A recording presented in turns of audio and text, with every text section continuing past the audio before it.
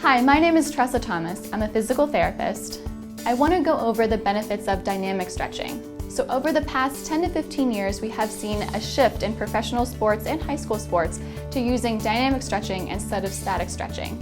Static stretching is whenever you hold a stretch for 10 to 30 seconds. But this is actually more of a cool down. Dynamic stretching involves movement, so we want to move our joints in different ways to help warm up our bodies. So it's actually more of a warm-up. So the benefits of dynamic stretching is going to be helping to increase our heart rate and increase our muscle and body temperature to help loosen up our muscles and get us ready for our sport or our activity. In return, it'll help us reduce our risk for injury. So dynamic stretching is very important to do before any sport or exercise. Today I'd like to review 3 examples of upper body dynamic stretching and 3 examples of lower body dynamic stretching. The first example would be arm circles. So we're going to do about 10 to 12 repetitions holding about 2 to 3 seconds to help increase blood flow to your arms. The second example for your arms would be to bring your arms straight up over your head and then switch. Remembering to do 10 to 12 repetitions holding for about 2 to 3 seconds on each side.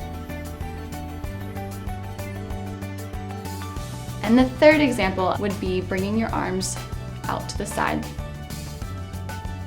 And to get even more of a stretch, you can go ahead and bring your arms in front of you and stretch, holding for just a few seconds. These arm exercises are important to do before your activity to help reduce the risk of injury. So now I'd like to review 3 exercises for your lower body. The first dynamic stretch would involve high kicks. This is where you're going to kick your leg nice and high. So we're going to help stretch out our hamstrings and our hip joint.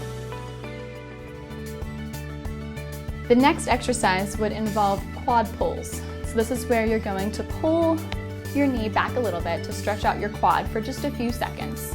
10 to 12 on each side, holding for 2 to 3 seconds.